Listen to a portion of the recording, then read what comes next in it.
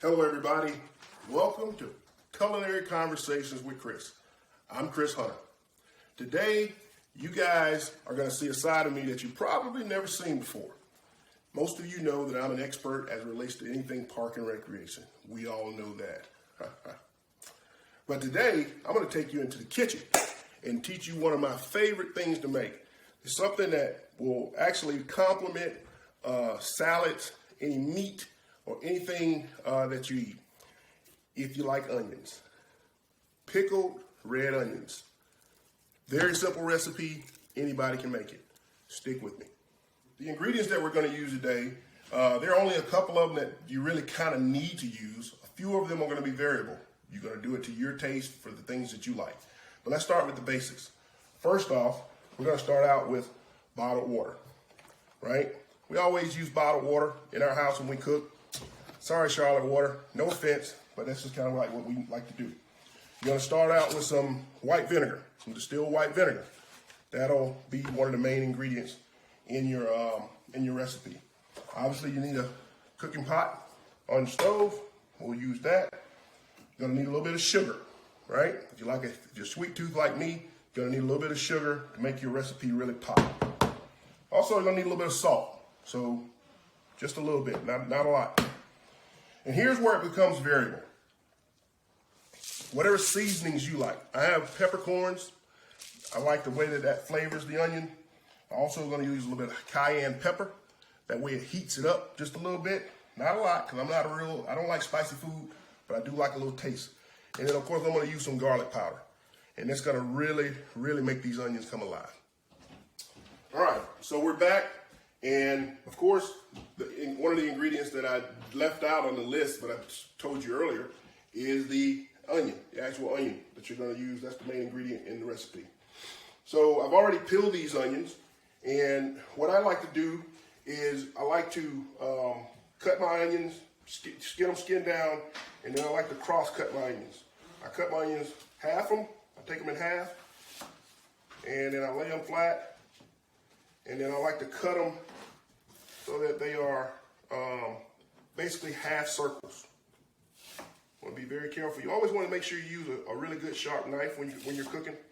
People, most injuries that happen in the kitchen when you're cooking is because the knife is dull and people want to put too much pressure on it to try and make it cut. If you have a really good sharp knife, most of you probably have some sharpening tool. This is a basic butcher steel. Gets that knife good and sharp, and it makes sure it'll flow right through that onion. So like I said, I like to cut mine in basic half circles. And the thickness of the onion, you probably want about a 1/4 inch thickness with the onion. I don't know if you can see it, but probably about a 1/4 inch thickness is what I usually do. That way the onion stays good and crisp while it's soaking. Now, I use mason jars. You can use any kind of container that you like. These ball mason jars are really good to use. They hold the onion well, and they keep the onion good and fresh as you're storing them. Shelf life for these, because I don't keep mine in the refrigerator. I typically leave them on the counter. My wife loves when I do that. But I like to just kind of sit them out on my patio where I typically eat my dinners at night. And I just reach over and grab my onions. So these, because of the vinegar, they don't need to be refrigerated. But if you like them cool and crisp, certainly you can put them in the refrigerator also.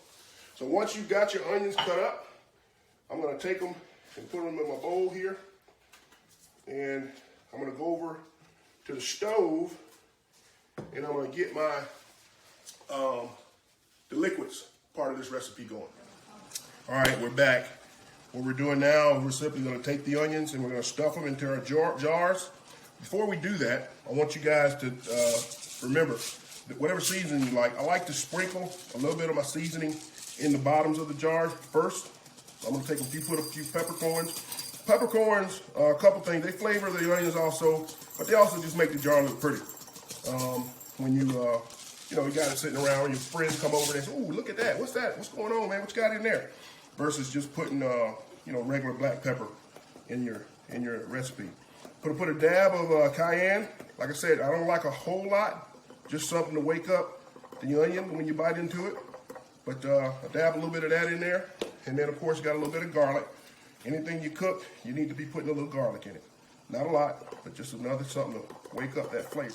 All right, the next step is we're here at the stove, and I'm gonna get a sauce pot, and I'm gonna get my liquids going.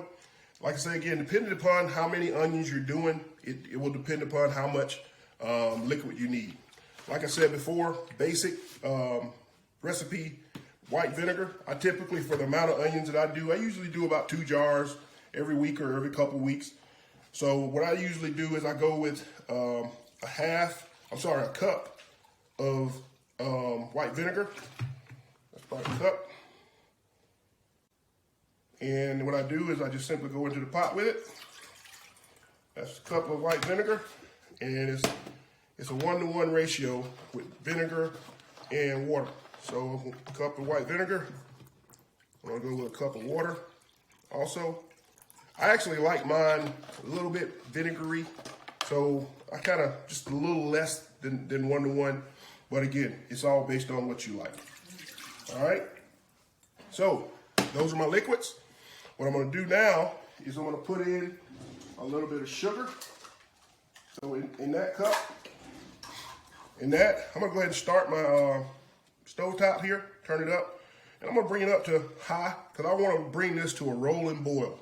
You don't need to cook it. It just simply needs to get to a boil and to get hot. Couple things that'll do when you pour it in over your onions. It'll kill any bacteria that might be on the onion from your hands or anything like that. And then it'll somewhat cook the onion, just the outside part of the onion, and it'll be really delicious. So I'm gonna go into this with a 1/2 cup of sugar, just a 1/2 cup, right into the pot. And then I also want about a teaspoon of salt.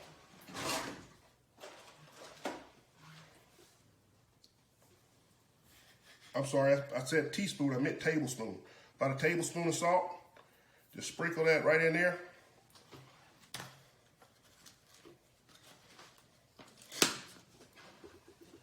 Put that back.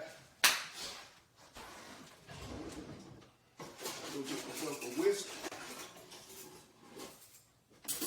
out of the drawer. If my budget had been bigger, I would have had a better staff and all this stuff would have been prepped for me, ready to go. So I had to step out of the camera there for a second. And I want to just stir that up really good so that that sugar and that salt dissolves in the pot. Now, like I said, while that's boiling, while that's coming to a boil, you don't want to boil it, you don't want to cook it for a long period of time, you just want to bring it up to a boil. While it's doing that, we're going to go back over and start putting our onions in the jars, and then we'll go to the next step. All right, once you've got your seasonings into the bottom of the jar, now it's time to start laying your onion down into the jar. What I try and do is I try and stack my onion in the jar as best I can so that I get a lot into the jar. You don't want to stand them on their ends because, they'll eliminate the room. So if you just work them in there, this wide mouth jar is the best one because obviously it accommodates the onion better. But when I lay them in, I try my best to just kind of lay them in on kind of flat. That way it's going to accommodate a lot of onions in that jar. So just kind of get them in there and utilize the curvature of the jar with the onion also. That helps simply get you more onions into your jar. Now, I'm going to once again repeat a step. I'm going to start sprinkling a little bit of peppercorns in there. And I'm going to sprinkle a little bit of garlic in there. I'm not going to put any more cayenne in there, but again, as you guys remember, I'm not a fan of a lot of spicy food, but that's again, just kind of layering a little bit.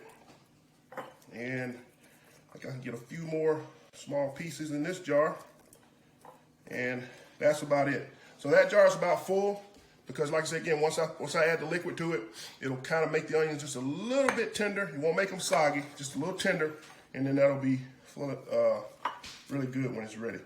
So all right, I'm gonna start with the other jar. Like I said, this jar that's not a wide mouth jar is a little bit more difficult to get your onions in, but you just gotta take your time and work with it. I try my best not to break my onions, I like a really long, crisp onion. Like I say, I told you guys before, you can use these on just about anything. I've gotten to the point where I can just about eat them out of the jar as a snack. I don't know how many of you, for those of you who know me well, you all might know that I lost my sense of smell several years ago. So I really can't smell anything. Literally, I can't smell gasoline.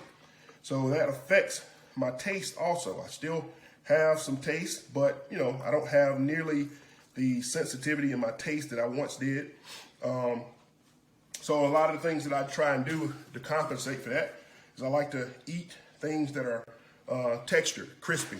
You know, croutons and onions and, you know, a good crisp apple is important to me now because I don't have that.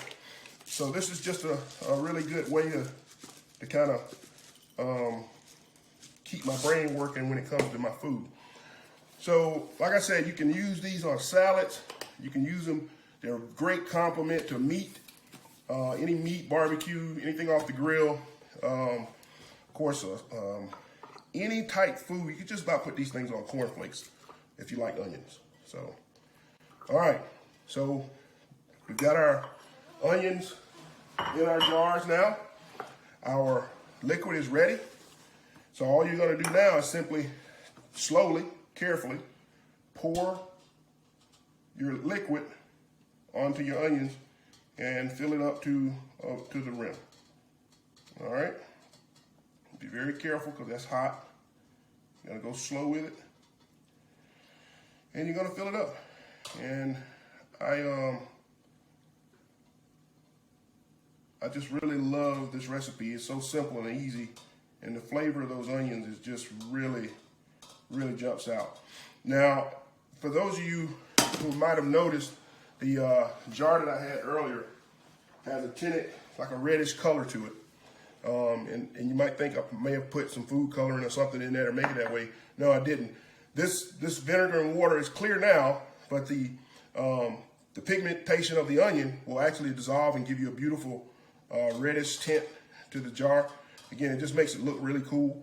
And it also just, again, tastes great. So I typically leave that top off just for a little while those jars cool. You don't want to put a tight top on something that's really hot. You might, you know, pop the top off the jar or even crack the jar. So what I'll do is I'll take those onions, let them cool a little bit, and then we'll come back and put the tops on them and just let them sit, preferably overnight. You technically to almost eat them right away, but I like to at least let mine go overnight. So we'll come back in just a second. All right, we're back. Our onions have cooled. I've added the tops to the jars, and I make sure I've got them on there good and tight. And like I said before, we'll let them sit overnight. Again, you can almost eat them immediately, but for best results, you want to give those spices, that sugar, salt, a good opportunity to soak into the skin of that onion, and it'll make something really flavorful. All right, I'm gonna hope that you guys will take the opportunity to try this at home if you like onions. And if you don't, like I said again, I'm going to be starting to pickle everything. I've done some cucumbers, and I'm going to try some peppers. I don't know, maybe an apple. We'll see. But again, I hope you guys will take the opportunity to try this at home and let me know how it turns out for you. Meanwhile, I'm going to go pair this with ribeye steak. See you.